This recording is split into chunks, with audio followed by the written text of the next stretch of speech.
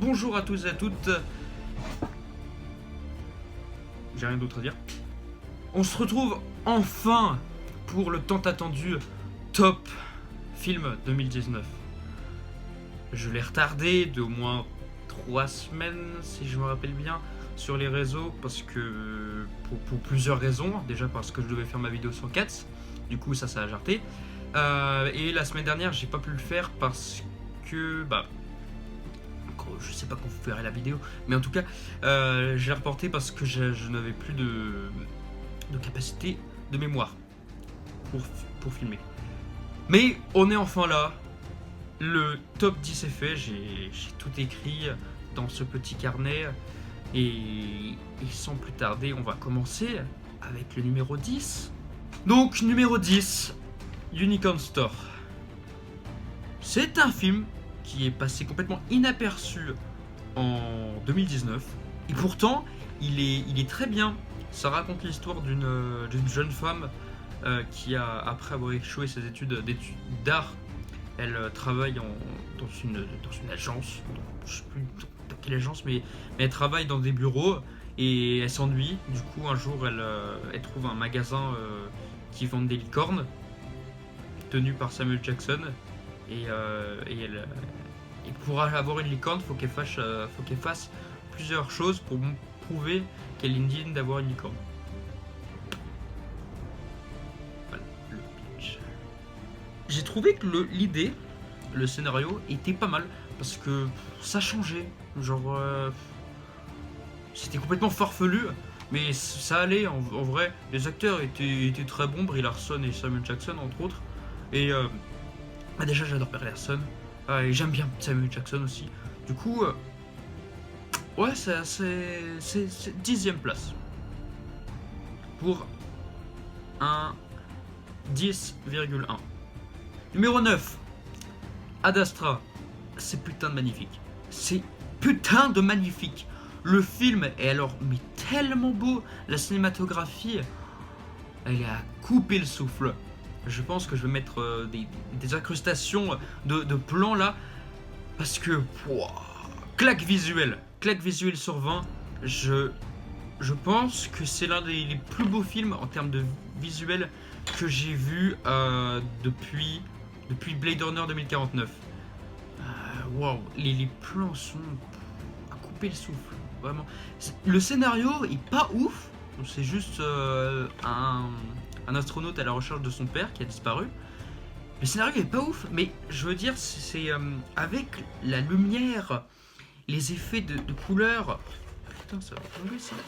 Mais dégage! Avec les effets de couleurs, toute la cinématographie en fait du film est magnifique. Du coup, ouais, il est 9ème. Numéro 8, Motherless Brooklyn ou Broken Affairs. Incroyable. C'était un excellent film. Avec un scénario super. Je lis mes notes. Oui, d'excellents acteurs. Edward Norton, Willem Dafoe, Alec Baldwin. C'est tout ce que j'ai marqué. Et c'est waouh, ils sont trop bien. Bon, je sais qu'ils sont trop bien ces acteurs. Même si Alec Baldwin, on peut se dire, Osef, en vrai, il joue très bien les méchants. Et il y a de putains de similitudes entre son personnage et Donald Trump.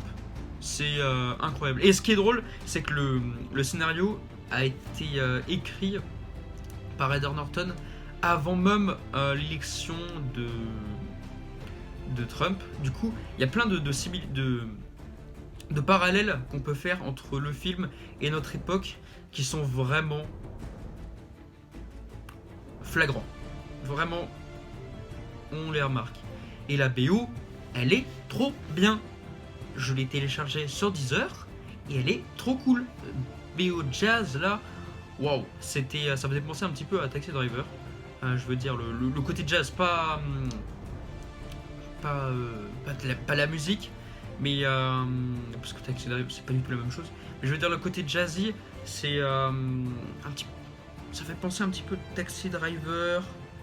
Ouais, c'est ce que j'ai marqué, jazz qui fait penser à Taxi Driver. Excellent film. Numéro 7, Avengers Endgame. Alors, je le mets en 7 parce qu'il est. Parce qu'après, il y a des films qui sont vachement mieux en termes de cinéma. Je le mets au-dessus que Marvel's Brooklyn, même si Marvel's Brooklyn en termes de film est vachement plus intéressant et vachement mieux fait.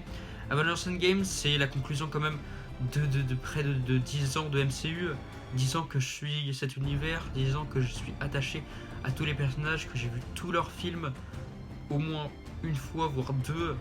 Ça faisait un choc, vraiment. Je l'ai vu, je l'ai revu en l'achetant en Blu-ray, et à chaque fois, je m'ennuie jamais. Le film dure 3 heures et je ne les vois jamais les 3 heures passer. Voire, je vois en fait 1 heure et demie, 2 heures passer. Et encore. Mais vraiment, il y a toute une heure, genre la première heure, la moitié de la première heure et la moitié de la dernière heure, ça passe crème. Vraiment, ça passe crème. Je les vois pas passer. C'est un film qui sait poser son ton et qui est parfait en tant que conclusion à une aussi grande saga. Kevin Feige a fait un travail extraordinaire et je les remercie. Même si c'est pas du grand cinéma, je les remercie quand même d'avoir fait ça. Parce que étant fan de Marvel Comics et étant fan de cinéma, voir ça, c'était incroyable. Numéro 6, Us. Film d'horreur. Oui. Parce que même si j'ai fait une critique cette année, du coup je vais pas redire ce que j'ai dit dans la critique. Le film est vraiment très bon et propose vraiment un autre truc au cinéma de genre. Comme un petit peu Lighthouse. Lighthouse qui n'est pas dans mon classement, mais qui pourtant est excellent, avec des jeux d'acteurs parfaits. Du coup, en fait, je pense que je vais mettre à égalité Us et Lighthouse, parce qu'excellent. Les deux, excellents films d'horreur, et avec d'excellents acteurs, et une proposition de cinéma de genre complètement différente de ce qu'on a en ce moment. Et ça, c'est vraiment cool. Bon, maintenant, on passe à mon top 5. Et il y a vraiment des chefs-d'œuvre dans ce top 5. On commence avec le numéro 5, Once Upon a Time in Hollywood. J'ai adoré. Je l'ai revu par contre récemment à la télé. Non. Once Upon a Time in Hollywood, je pense qu'il est fait pour être vu au cinéma. Ça ne passe pas du tout à la télé. Genre vraiment, j'ai pas du tout réussi. Alors au cinéma, autant j'ai réussi à me mettre dedans direct et j'étais imprégné par l'histoire, c'était hyper intéressant. Autant à la télé, je me suis fait chier pendant 3 heures. C'était éprouvant. Alors, après, peut-être par rapport à la qualité d'image, je l'ai vu en 720p au lieu de 1080. Ça peut peut-être jouer, et aussi par rapport à la qualité de ma télé, je veux dire la taille.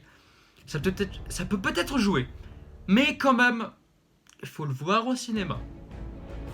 Parce que faut l'avoir. Je pense qu'il faut l'avoir vu au cinéma.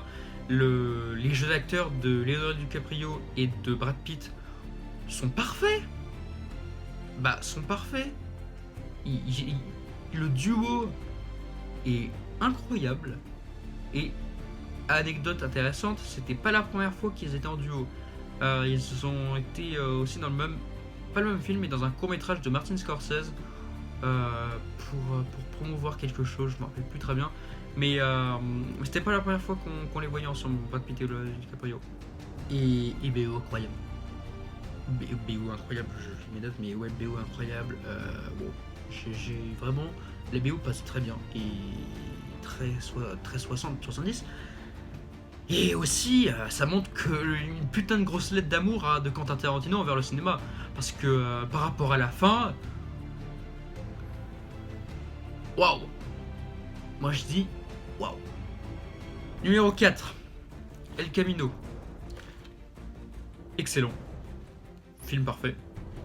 Avec une bonne tension, d'excellents acteurs, de superbes caméos, de super easter eggs par rapport aux fans de la série Breaking Bad. Rien à redire. De toute façon, j'ai déjà fait une critique dessus, du coup, je vais pas redire ce que j'ai dit. Ça va être paraphrasé. C'est juste de la blague. Pareil pour mon numéro 3, Parasite. J'ai aussi fait une critique dessus. Du coup, pour connaître mon avis, allez voir ma critique. Ça sert à rien que je répète encore ce que j'ai dit. Voilà. Mais ça reste quand même que c'est un film génial, un chef-d'œuvre. Et voilà. Et maintenant,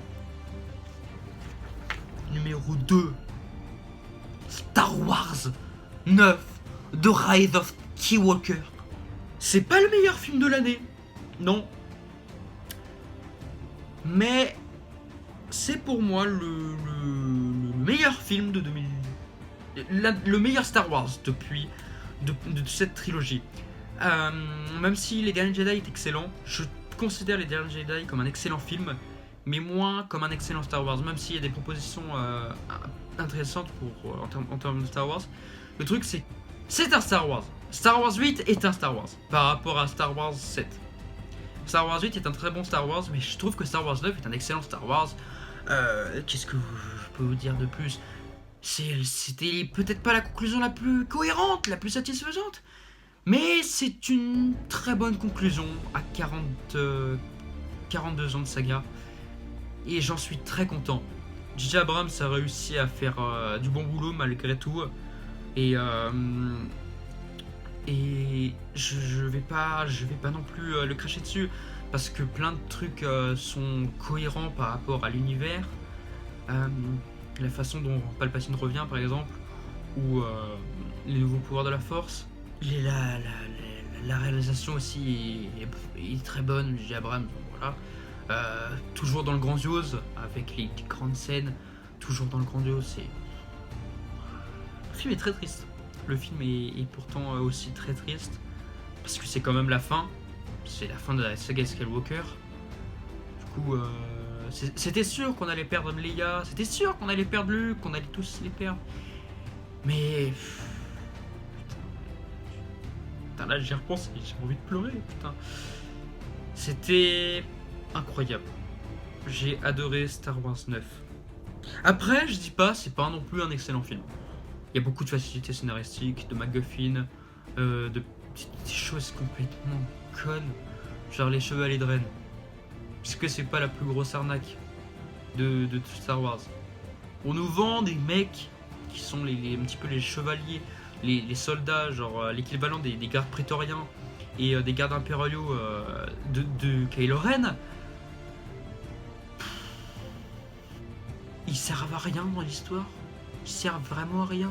Dans tous les cas, s'ils n'avaient pas été là, dans tous les cas, Chewbacca se serait fait kidnapper. Ils auraient quand même trouvé, ils auraient quand même été sur Exegol. Ça n'aurait rien affecté. Ben aurait quand même rejoint Rey à la fin. Ça n'aurait rien changé. Et ça montre vraiment que J.J. Abrams est un fan, puisque le film est fait par un fan et fait pour les fans. Beaucoup de références à Star Wars. Par exemple, Résurrection de Palpatine. C'est quelque chose que, quand on est juste spectateur, et qu'on fait pas gaffe aux détails, genre on regarde le film, tout ça, on va pas comprendre. Parce que c'est pas l'explication à la con qui nous donne, ouais, c'est grâce à la technique secrète de clonage Sith qu'on va comprendre. Non, pas du tout. C'est pas du tout comme ça. C'est vraiment... Faut connaître par cœur, faut connaître tout Star Wars. Parce que je pense que la vraie explication, c'est par rapport à Dark Plagueis. Et le fait que il était immortel. Et que Palpatine, son apprenti, l'a tué. En le tuant, je pense qu'il a découvert il l'a tué parce qu'il avait découvert son secret d'immortalité. Je crois que c'est même ce qu'il dit. Et grâce aussi à son contrôle sur les midi-chloriens, qu'il a pu rester en vie. Bon, après, il y a aussi tout le truc où il est retenu par des fils et des trucs électroniques sur Exegol. Mais c'est, je pense, aussi grâce au pouvoir d'immortalité de Dark Plagueis qu'il a pu survivre. Et par rapport aux critiques, le film montre bien ce que les critiques cinéma et les fans veulent voir d'un Star Wars. parce que les critiques sont complètement mitigées. Rien qu'à voir sur Rotten Tomatoes, le film en tant que critique cinéma, il est 53%, du coup il est Rotten, alors que critique des spectateurs, il est à 87%. C'est vraiment différent. Et par rapport à... On peut mettre en lien par rapport à... Comment ça s'appelle, The Last Jedi, parce que The Last Jedi, en tant que critique cinéma, il est certifié de fraîche avec 93%, et en tant que spectateur, il a 47%. Du coup, ça montre vraiment un parallèle entre ce que les fans de Star Wars veulent voir dans Star Wars et ce que les spectateurs veulent voir dans Star Wars. Après, est-ce qu'on méritait d'avoir ce film? Je ne pense pas. Je pense pas qu'il fallait nous donner ce qu'on voulait, genre le retour de l'empereur, tout ça. Je pense qu'il fallait nous donner ce qu'on avait besoin. Et numéro 1. J'ai écrit trop de pages. Dr. Sleep de Mike Flanagan avec Ewan McGregor, Rebecca Ferguson et Kyle Curran. J'ai beaucoup de trucs à dire par rapport à ce film. Déjà, la mise en scène est parfaite. Pour moi, c'est un chef-d'œuvre du cinéma d'horreur et l'un des meilleurs films d'horreur depuis très longtemps. Vraiment depuis très longtemps. C'est très bon, et Lighthouse aussi, mais là, je veux dire, c'est un level au-dessus. Les acteurs sont juste vraiment incroyables. Déjà, Ewan McGregor, par exemple. Il joue absolument bien. Vraiment, on ressent chaque émotion à travers son personnage. Il joue Danny Torrance meurtri et qui est complètement le miroir de son père, le reflet de son père. Et ça, c'était trop bon. Rebecca Ferguson, Rose de Hâte, elle est terrifiante. Elle est super flippante. Ses dialogues, sa prestation, c'est une antagoniste parfaite. Elle est démoniaque. Vraiment, on ressent toute la méchanceté à travers elle. Ses interactions avec Abra sont glaçants. Ils sont juste glaçants. Et dans le dernier acte, elle est prête à tout pour buter Abra, qui n'est qu'une gamine. Elle est prête à tout, elle en a rien à foutre. Elle, ce qu'elle veut, c'est juste bouffer. C'est incroyable comment elle joue trop bien.